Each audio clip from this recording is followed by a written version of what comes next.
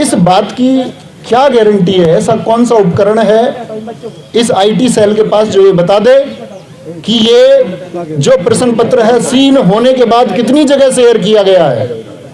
इस बात की कोई गारंटी नहीं है, ना ऐसा कोई माध्यम है कि कितनी जगह शेयर हुआ। क्या वह लाखों छात्रों तक शेयर नहीं किया गया? क्या 18 की सेकंड शिफ्ट का पेपर पाने वाले छात्र जो 145 क्वेश्चन कर जाते हैं, क्या उन छात्रों की संख्या 60,244 से ज्यादा नहीं हो सकती? हो सकती है। और अगर उनकी संख्या 60,244 से ज्यादा हो सकती है तो किसी शिफ्ट को सरकार यदि ये बोले कि ये पहली शिफ्ट, इसका कोई साक्ष्य नहीं मिला या इसका कोई साक्ष्य नहीं मिल पा रहा है, एक ठोस साक्ष्य नहीं है, तो क्या सरकार इस बात की अनदेखी करेगी कि एक शिफ्ट में 60,244 से ज्यादा छात्र सफल हो जाएंगे? क्या पहली शिफ्ट के जो छात्र परीक्षा दे करके आए उनके प्रदर्शन पर प्रभाव नहीं पड़ेगा? बिल्कुल पड़ेगा। क्योंकि क्या सरकार ऐसी कोई गारंटी दे सकती है कि पहली शिफ्ट के जो नॉर्मलाइजेशन होंगे उन बच्चों को इतने मार्क्स मिलेंगे कि सेकंड शिफ्ट में जो धांधली करके आए हैं उनके बराबर होंगे? नहीं दिया जा सकता।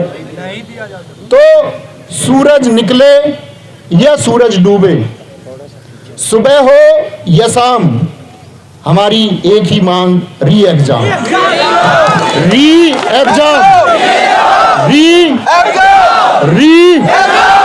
तो बस एक ही मांग को लेकर के साथ ही चलेंगे। सारे अध्यापक वर्ग ने पहले बहुत सारे आंदोलन चले होंगे, बहुत सारे आंदोलनों में अध्यापक वर्ग एक साथ हुआ है।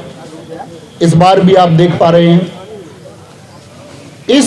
शायद बहुत सारी चीजें गोपनीय होती है, आप सब लोग एक राय बनाते हैं उस गोपनीयता को लेकर के जिसके बारे में आपको कोई वास्तविकता नहीं होती, लेकिन आपकी उस राय का स्वागत है, क्योंकि आपका एक दुख है, आपका एक दर्द है, और एक दुख और दर्द के लिए छात्र एक नेतृत्व चाहता है।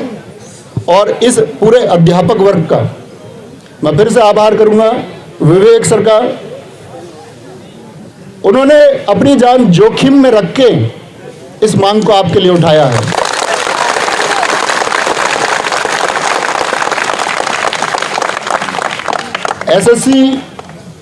एसएससी गुरुकुल के गुरुजी शुभंशु गुरुजी ने इसको ग्राउंड तल पर चलाया है।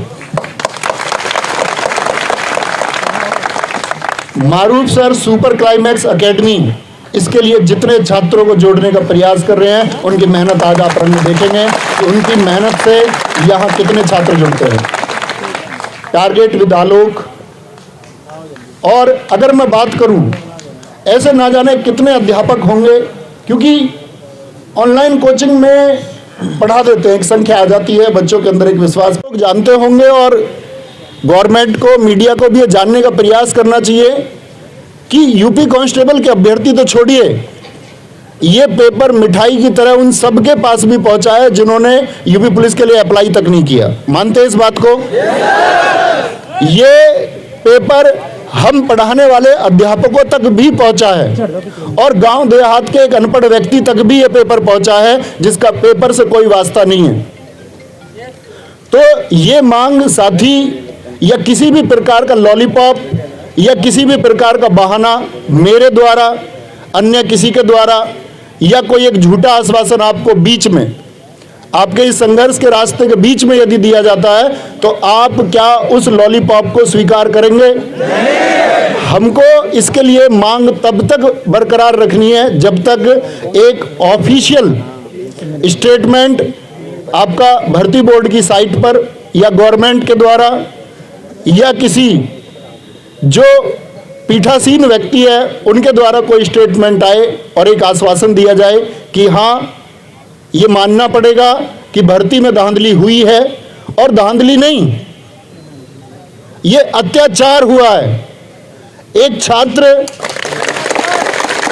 जिसके सपने हैं, हर अध्यापक वर्ग जिसके सपने हैं, किसी भी अध्यापक का भविष्य भी और मैं उन सारे साथियों से भी आह्वान करूंगा जो यहाँ मौजूद नहीं है, साथी अध्यापक, हम सबका भविष्य इन बच्चों के भविष्य से सीधा प्रत्यक्ष रूप से जुड़ा होता है। बच्चे जितना ज़्यादा कामयाब होंगे, अध्यापक उतना ज़्यादा कामयाब होगा। बच्चे कामयाब नहीं होंगे, अध्यापक कामयाब नहीं होंगे। तो आप सब प्लीज इन बच्चों के जो आंसू हैं, जो इनका दर्द है, जो सपने इन्होंने देखे, कोई धनाढ्य व्यक्ति यूपी पुलिस कांस्टेबल में भर्ती होने का सपना नहीं देख सकता। सरकार जानती है, हर एक शिक्षित वर्ग का व्यक्ति जानता है कि ये सपना निम्न वर्ग के छात्रों और अधिकतर निम्न वर्ग के छात्रों और बमुश्किल मध्यम वर्ग के कुछ छात्रों के द्वारा ये सपना देखा गया कि हाँ, इस बार हम कुछ करके जाएंगे। 60,244 पद देख करके सबका बोलते ना हृदय एकदम से फल फूल गया।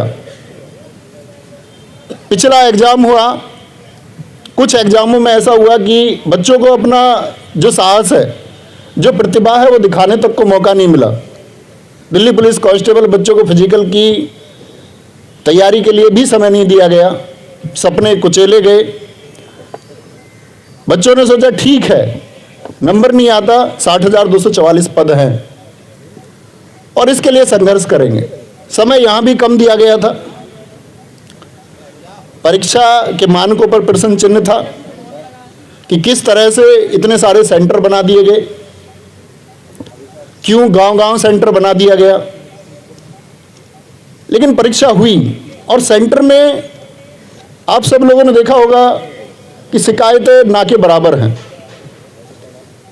लेकिन अगर इतनी चाक चौबंद व्यवस्था के बाद भी पेपर उस एक पिछली पंक्ति में बैठे हुए उस व्यक्ति तक भी पहुंच जाता है जिसका परीक्षा से कोई सरोकार नहीं है, तो धिक्कार है ऐसी व्यवस्था पर। और साथ ही धिक्कार है ऐसी व्यवस्था पर जिस पर या जिसमें व्हाइट जैकेट पहने हुए आप सबने भी देखा होगा एक पत्रकार को, उसने कहा है कि जी, एक प्रश्न किया कि जिस ग्रुप में ये पेपर शेयर हुआ कितने लोगों ने उसको सीन किया। क्या ये मूर्खता से भरा सवाल नहीं है? क्या ये बीच में लगभग 2 से 3 फीट का एक रास्ता छोड़ दीजिए। सारे भाई आप सब लोगों से हाथ जोड़कर रिक्वेस्ट है, बीच वाली पंक्ति छोड़ देंगे और सब लोग एक दूसरे के सिर से सिर मिला के बैठेंगे। देखो भाई, ऐसा नहीं है कि आप लोगों को आज ही बैठना है, ऐसा नहीं हो सकता कि आपको तो आपकी कोई प्रेजेंस जाएगी, उसका कोई अर्थ नहीं है। क्योंकि सब लोगों की एक ही डिमांड है कि परीक्षा फिर से होनी चाहिए। और परीक्षा फिर से क्यों होनी चाहिए? परीक्षा फिर से